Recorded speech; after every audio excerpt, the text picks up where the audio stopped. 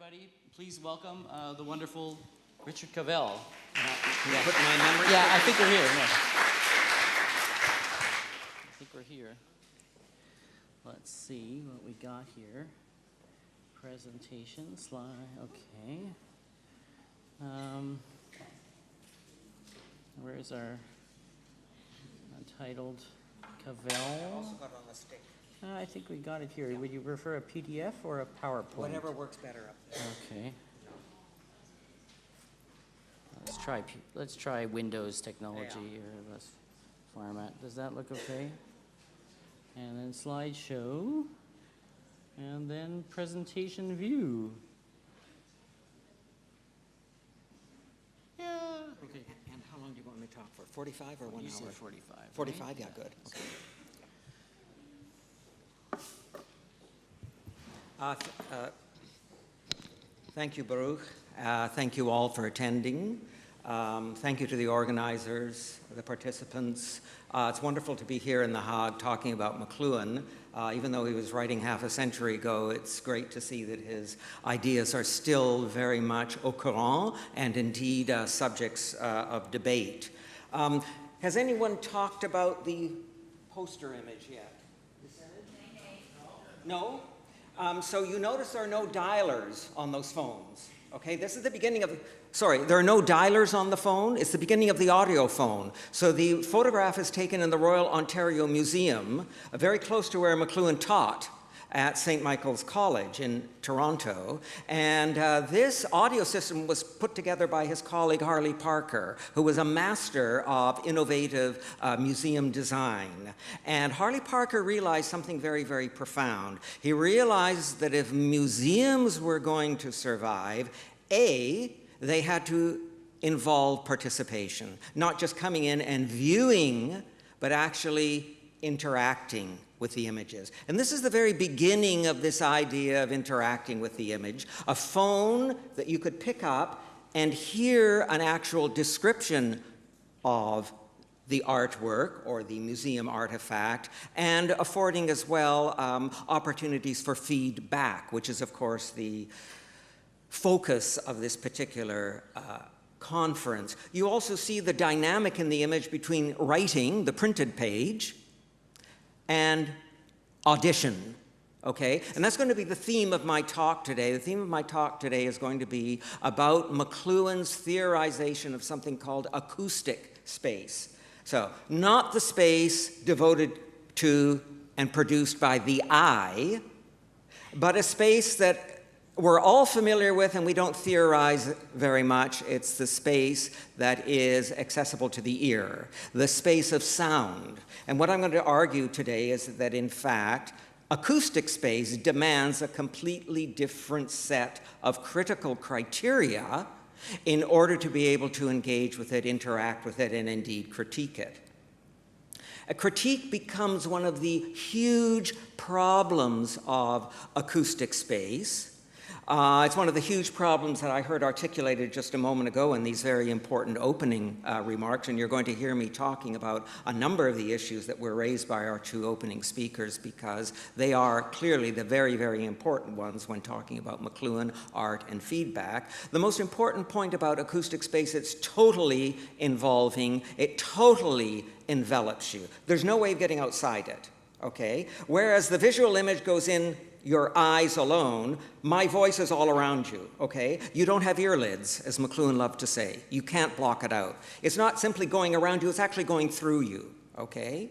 If a phone rings during my talk, and I hope it doesn't because I get very angry, it means it's able to go right through these walls, okay? These visual structures simply have nothing to do with acoustic space, okay? And I think this was McLuhan's most brilliant idea. The idea that we are entering into a completely different notion of space. And as Peter Sloterdijk has pointed out again and again in a series of increasingly funny titled books, Bubbles and all these sorts of foam and all these sorts of things, one of the most important things about space is that it's relational. Okay? Space is a relational concept. Time tends to be a singular notion. It has a beginning, a middle, and an ending. Space is relational. It puts things and people in relation without distinction between things and people. And this is another one of the problems that we're facing today, okay?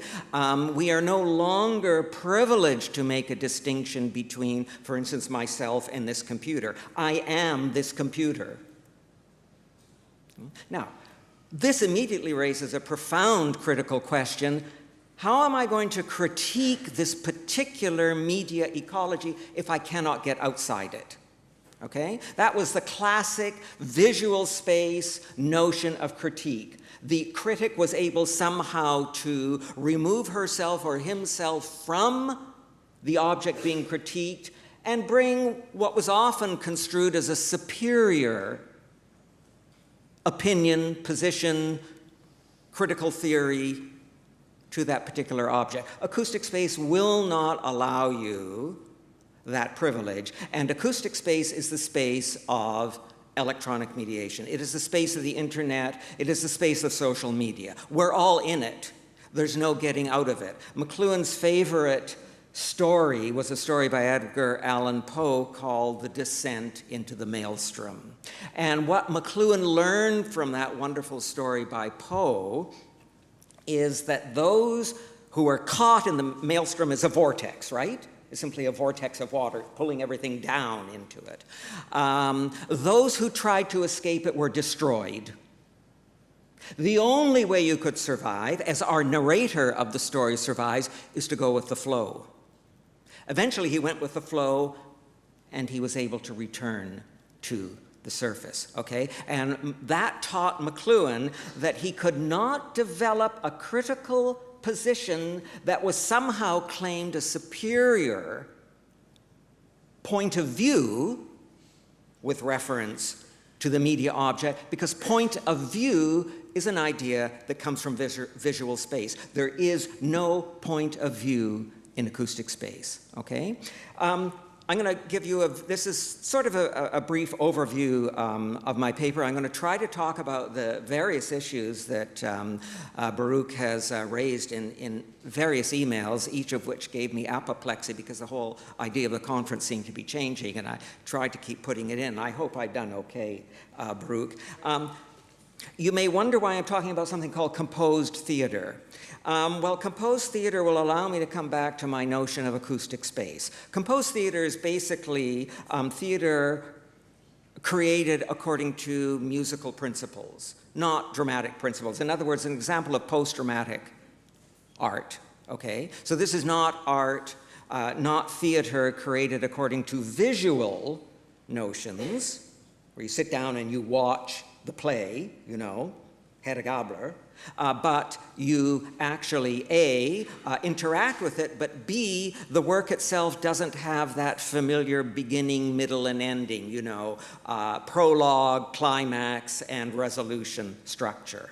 That's why I'm talking about composed theater. I think it's a very, very important idea, but I want to expand it into the art context because I know we're in a Royal Academy of Arts. Many of you are art students, art professors, artists.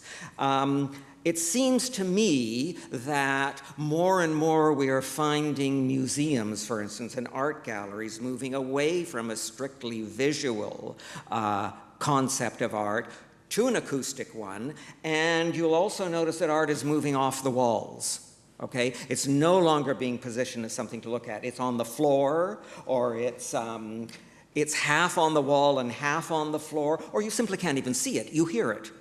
Or you interact with it. I was in London last weekend, and there was, at the Victoria and Albert, there was a digital artists' week and series of events. And in one room, it was completely black. The only way you could see anything is by using your smartphone to flash images. Okay, then you could see the artwork, and interestingly, you were able to interact with it. Okay, so that's an overview of what I'm saying. There's going to be a lot of material here, but I will try to make it accessible. Baruch said not to read, so I'll only read from my slides, but I do have some paper here which I'm going to get. But let's go to our first slide, and you've seen this already in the program notes.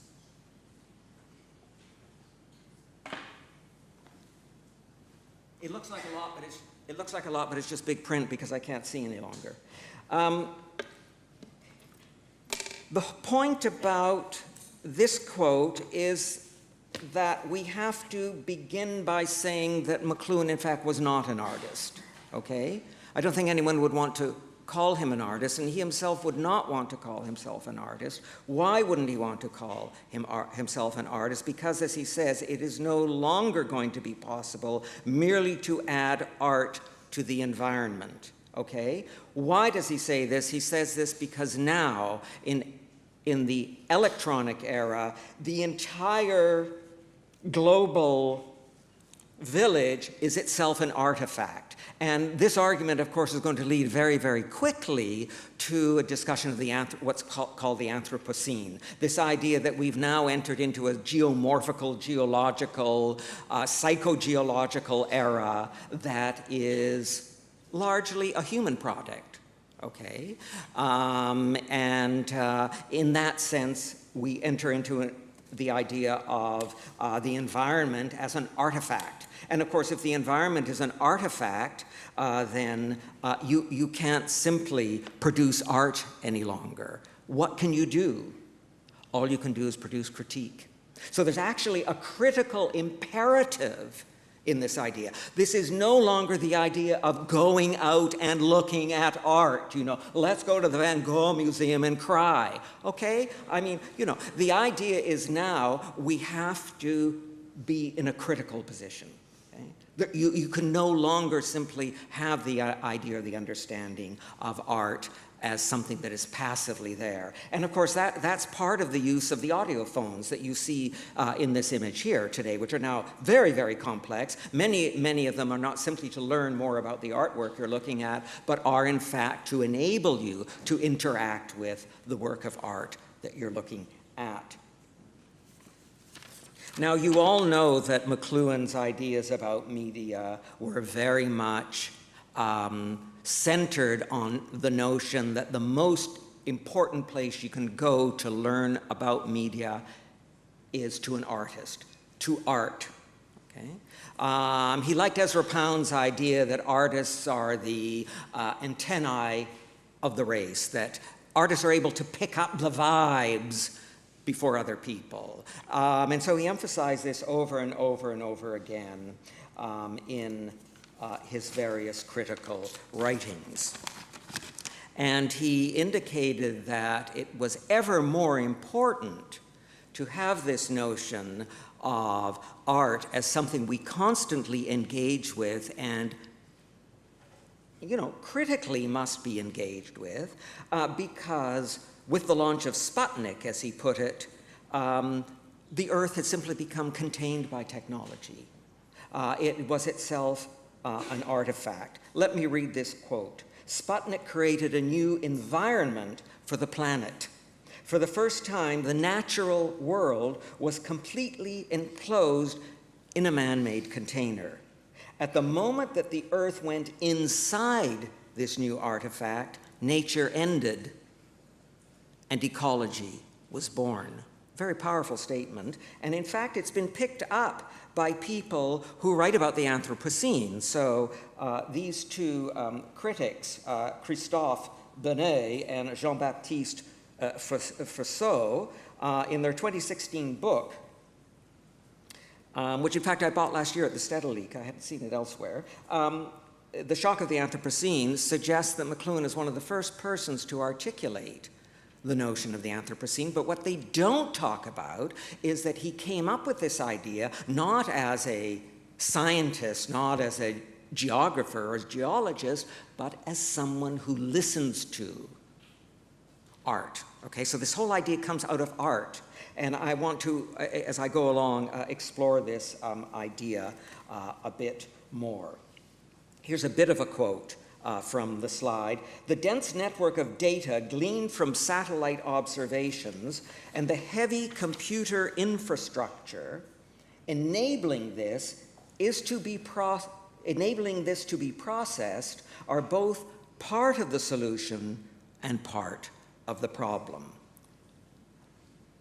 Now, how had McLuhan arrived at this notion of the Anthropocene? Well, he arrived at it, of course, McLuhan, I was very privileged to know McLuhan towards the end of his career. Whenever you had a meeting with McLuhan, two things happened. First of all, he did all the talking. The first time I met him, we had lunch. He talked for 4 hours. That was wonderful. But every sentence, second point to know, every sentence was a different topic. He never went in a line, okay? And he did this purposely. You may have thought, many people thought he was nuts, he was crazy. He was absolutely critically informed. He would not provide you with a narrative. He refused to provide you with a narrative. Why?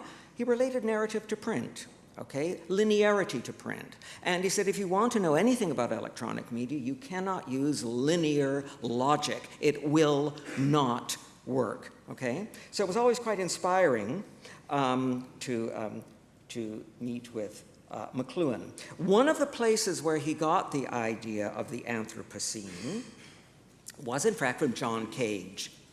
You all know John Cage's very important 1952 work, 4 minutes, 33 seconds, otherwise known as Silence, where the pianist sits down at the piano for 4 minutes and 33 seconds and doesn't play a note.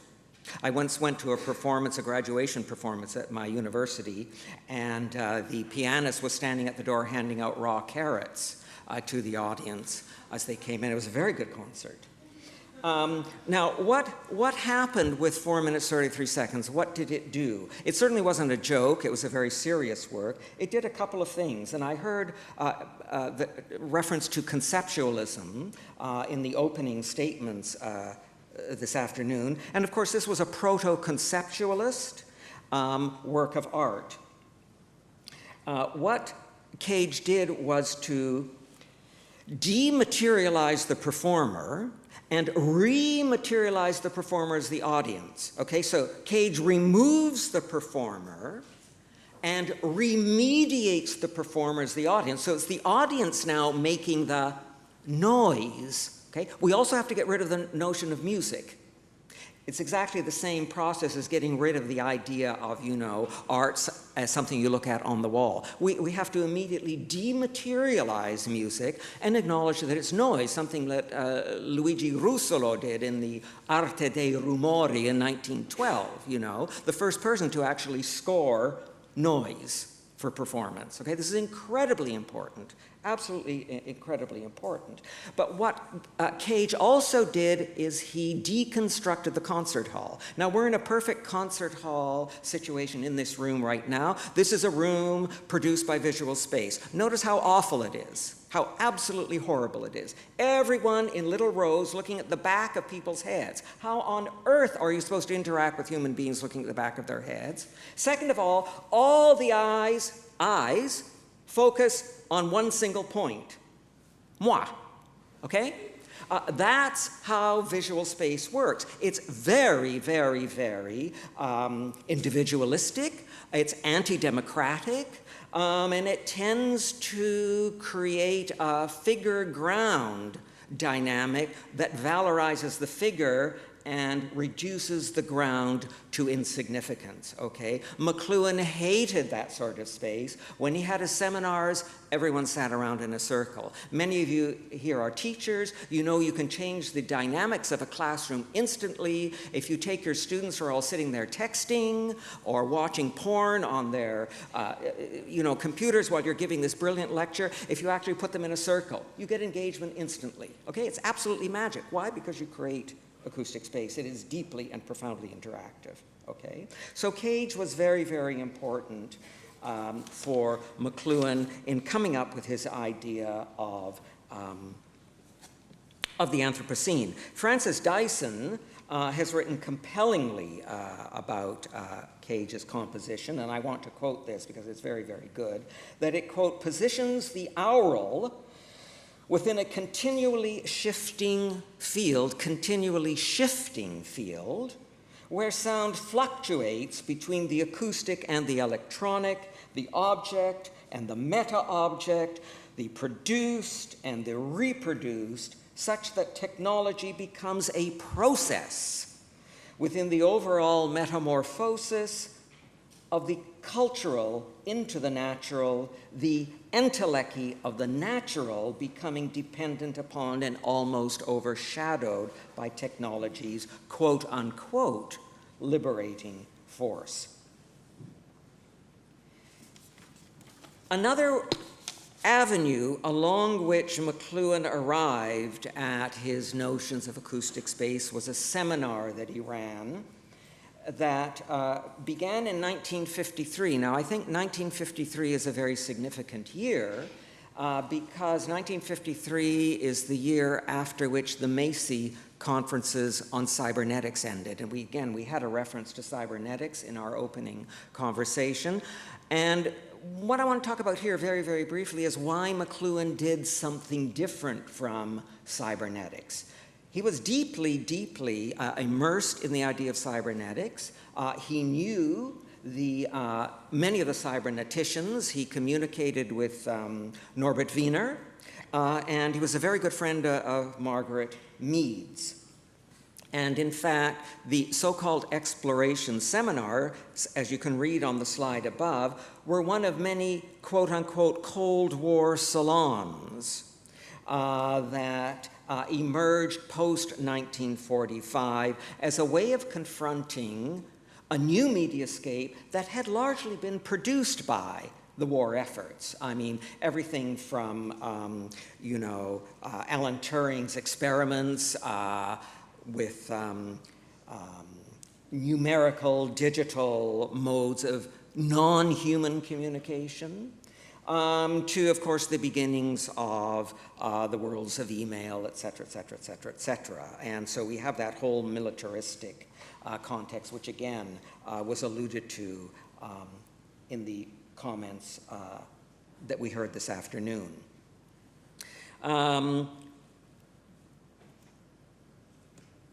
There are a number of the Macy conference participants. You can see Norbert Wiener is the one with the goatee and the glasses towards the right. They're clearly having a seance, which is very, very interesting.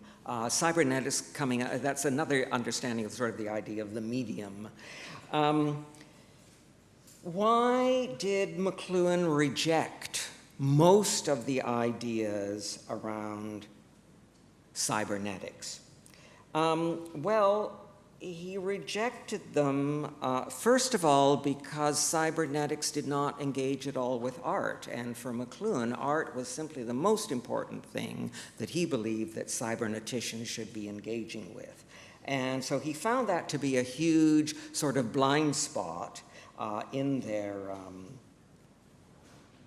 their seminars. But he was also concerned by the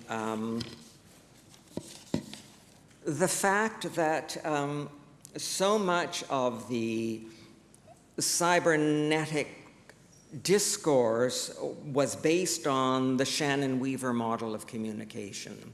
And McLuhan rejected, the Shannon-Weaver model of communication, a very simple one. You have a sender who sends the message, you have a receiver, and in sort of between them, you have something called noise. And what bothered McLuhan very, very much, he thought it was a huge critical blind spot. Shannon-Weaver tended to argue that noise was something to be overcome, okay? So that the extent to which your message or your communication was considered to be successful was the extent to which it overcame noise. McLuhan said, no, no, no, no, no. Noise is the medium.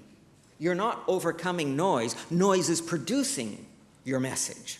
Okay? Noise is simply the most important thing in that graph. It's not something to be excluded, it's something to be understood, okay? Because that is the medium. As he put it very bluntly, what they call noise, I call the medium. First time I met McLuhan, we're in a cafeteria, and we sit down, we haven't really been formally introduced, and he turns to me and he says, what happens to a duck when it flies upside down? I said, I'm terribly sorry, Mr. McLuhan, I don't know. And he said, it quacks up.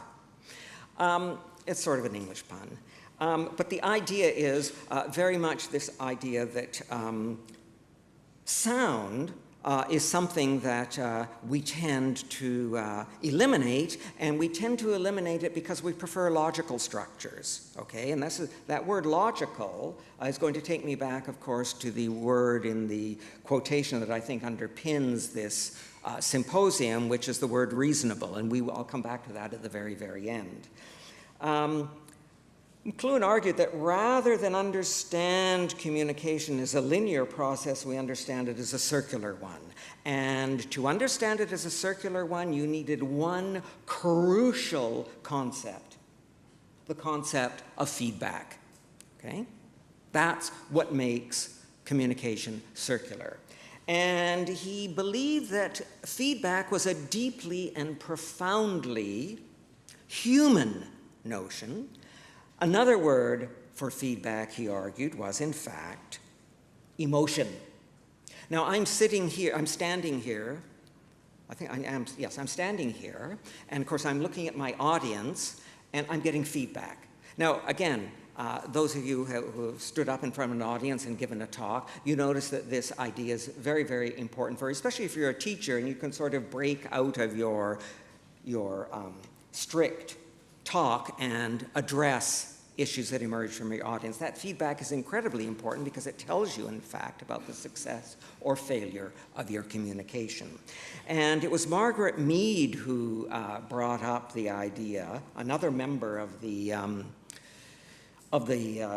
Macy conferences. Margaret Mead was the one who brought up the idea of emotion as crucial to the human context of cybernetics, a message that really didn't resonate very well with her male colleagues, okay? But Margaret Mead believed that communication was, deeply human, even when it was completely electronic. And this will go back again to a comment made just before my talk, this idea of embodiment and disembodiment, the extent to which, if our media are extensions of our bodies and extensions of our senses, that in fact they are embodiments, and they embody us and we embody them. They are relational. You don't make a distinction between them. I may refer to this as a computer, but on some levels that's incorrect, because it's part of me. It's not just a computer.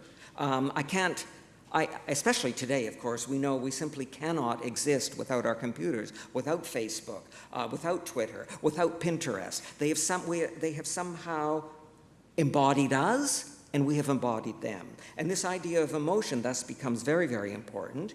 And McLuhan was, in fact, part of a conference that Mead organized in, I think, around 1954, where Darwin's expression of the emotions in man and animals was the focus. And McLuhan, who you can see there on the right, on the upper level, gave a talk there. And what he said in that talk was that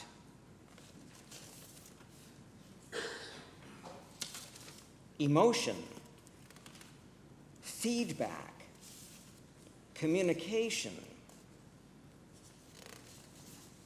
was the single most important aspect of understanding this concept of feedback.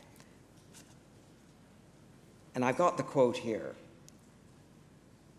Every mode of communication in our era has been transformed by technology until there is no possibility of examining ourselves in the new world we had created except as participants in a collective, living, holistic environment. Again, a very, very important quote. The environment is living and the environment is us. There's no getting outside it, okay? We have to critique from within.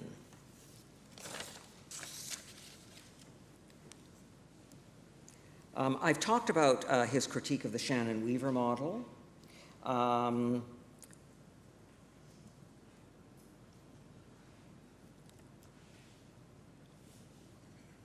And specifically the fact that McLuhan rejected the idea that noise was superfluous to an act of communication. He, in fact, believed it was central. Again, an idea probably that he picked up from John Cage, among others. And thus we find in McLuhan's 1968 book, Counterblast, an ideogrammatical illustration. We are back in acoustic space. That is designed by Harley Parker, who designed this museum display, okay, the same Harley Parker. 1969, we are back in acoustic space. It's circular and it's recursive, okay? It's a feedback loop. You're not going to get outside it. But there is a place for critical engagement. There is an opening.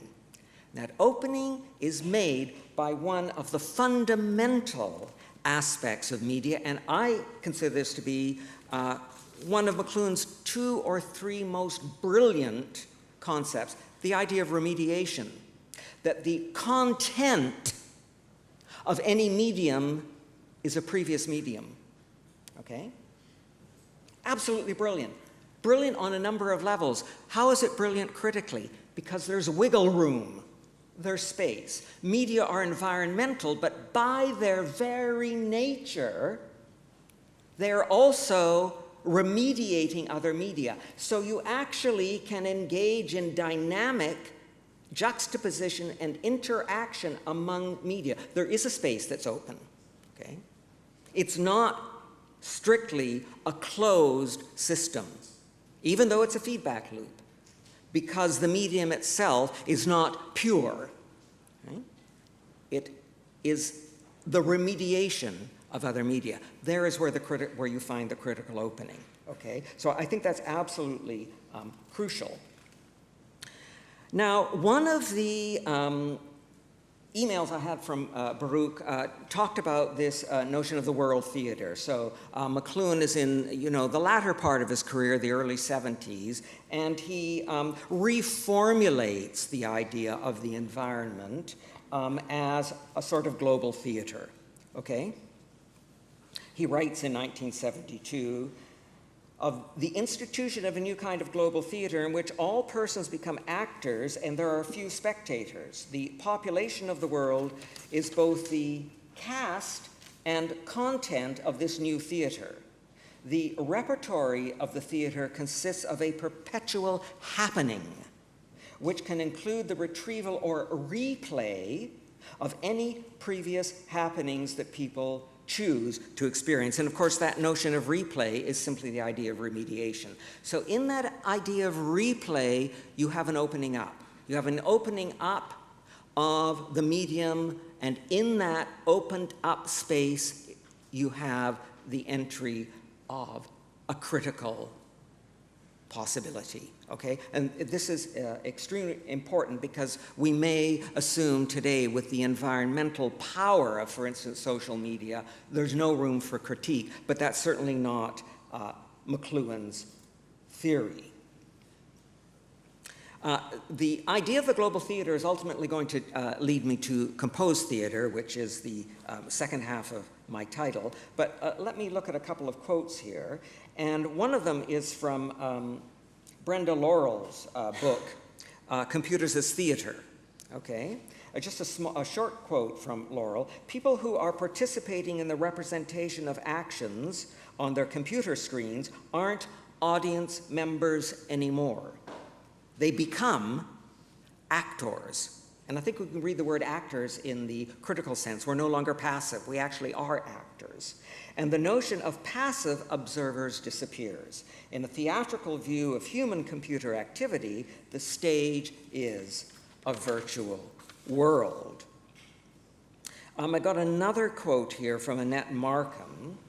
Regardless of which device or interface I'm using, what I'm wearing, or where I'm located, I am performing multiple roles on multiple simultaneous stages with a globally distributed range of actual and potential audiences. And what I want to stress in that quote is the idea of performativity, which I think is the flip side of the opening up of a critical space within the medium. Okay, and this whole idea of performativity, ultimately, performativity in the context of electronic media is, I think, activated to a certain extent by the relational aspect of space, something I was referring to at the outset with reference to Peter Sloterdijk's theories of media and of philosophy. I mean, what Sloterdijk is basically doing in these 3 enormous volumes of his is rewriting philosophy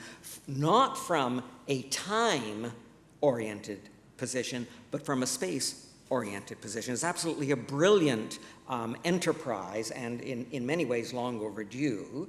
And the concept of space, as I said at the outset, is relational. It puts everything into relation. This is what the space of this room is doing to us. It's putting us into relation. And if we are in relation not only with one another, but with our technologies, so I'm literally having my being in relation to this computer right now, okay? It is helping me, it is enabling me, it is allowing me to communicate with you. Then we have to move to the whole idea of posthumanism. And this is a very difficult idea when you try to pair it up with the notion of critique. Because if media, if technologies are leading us into a post-humanist condition, how then can we understand the idea of critique? Posthumanism seems to take away our agency. How can I be critical when I'm no longer just me, that my being is dispersed? Well, the answer to that is I actually gain power, okay, because I'm gaining now the power of this technology, okay? So we move back to a sort of collective notion. And in the context of posthumanist performativity, I have a number of quotes from Karen Barad, and I'm not going to read them all to you. Karen Barad's a very interesting author because she's both a quantum physicist and a feminist theorist. Okay, so she's actually made contributions, recognized contributions to quantum physics and also to feminist and cultural theories. Very, very, again, undermining those awful disciplinary boundaries that visual culture have given us and saying, look, I don't need these boundaries. I can work very, very well without these boundaries, and I gain a critical dimension by ignoring the boundaries that universities are so intent upon fostering on us. Even if they give us an interdisciplinary studies department, it has to be in its own little office and its own little space with its own little people doing its own little thing, which sort of undermines the idea. I'm here at quote 18. I'm going to go to quote 19. There is an important sense in which practices of knowing cannot be fully claimed as human practices, not simply because we use non-human elements in our practices, as I'm now using this computer, but because knowing is a matter of part of the world making itself intelligible to another part. Again, quite a brilliant comment, and is at the heart of this idea of remediation, okay? Radical juxtaposition, producing new sorts of meaning. I'm going to talk only for about 5 more minutes, and that will be at 1:45, okay?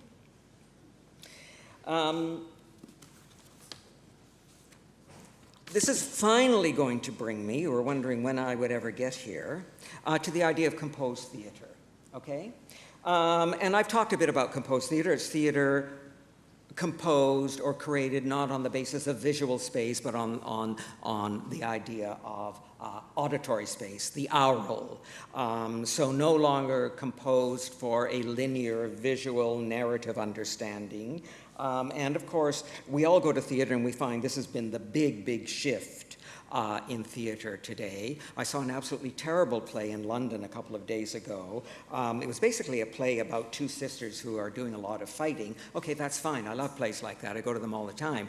But the author had to impose the you know, the CERN nuclear diffuser that finally was able to sort of pin down the Higgs boson. And this was sort of superimposed over the relationship between the two sisters. But what was good about it, even though I didn't enjoy the play, was that that superimposition took the play right out of the classic understanding of how dramatic works are structured for a visual audience, and of course produced a space that you simply could not see all at once. You had lights going around you, strobe lights, you know, you enter the theater, warning, strobe lights. And you had a sort of structure that was not linear at all. There were people who were sort of, well, Higgs boson was an actual person who came and talked to you. Okay, so there is a very large movement in theatrical composition today that I believe is moving towards an acoustic understanding of being. And I would relate this to the sense that we are entering into acoustic space. And if McLuhan were right, that we need to look to our artists to understand this world in which we find ourselves, then I think one of the things we've got to start learning about is how acoustic space is structured, what it means for us, what it does to us, what it does for us, and get our minds out of visual space, which I think is simply no longer a valid space. Now, the idea of composing theater in musical terms is not new. I mean, Karl-Heinz Stockhausen was doing this in, what, the 50s, the 60s. There's one of his works, Gesang der Jünglinge, 1956. The performer there is speaker banks, okay? Those are the performers. So this is not actually anything new. I myself have been playing around with this idea in a work of composed theater that I'm writing. It's called Speech Song, and it's about a dialogue between Glenn Gould, the Canadian pianist, and Arl Schoenberg. And I do this not only to, because I have a huge ego and like to talk about what I'm doing, but because Schoenberg is absolutely essential to our understanding of composed theater and of this shift to the acoustic. Many people say that Schoenberg's music, you cannot listen to it. It's unlistenable. Ironically, we're listening to Schoenberg's music all the time, okay? Contemporary musical structures, go to a movie. The music you're listening to is serial, okay? It's not tonal, structured music that moves towards a single point, a single concluding tone. And in fact, McLuhan realized this instantly about Schoenberg, and he writes about him that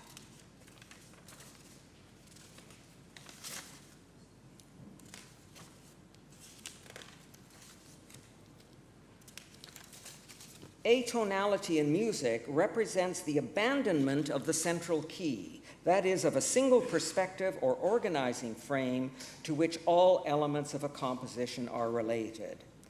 That is, tonality served as the figure to which to relate other figures in an abstract way. What McLuhan is in fact saying is that tonal music was visual. One of the great difficulties in understanding McLuhan's notions of visual and acoustic space is that when we hear the word acoustic, we think it has to be exclusively for the ear. No, it can be visual. It's a way of structuring space. Okay? So actually acoustic space can be visual, which of course is essential to composed theater, most of which is still visual. How did McLuhan enact this? And this is my concluding slide. Well, he enacted it at the very end of his career with something called the laws of media. But the laws of media are not written like your linear text. These are the laws of media. And the first thing you notice is you can't read it. Okay? It will not allow you to read it in a linear, sequential, narrative way.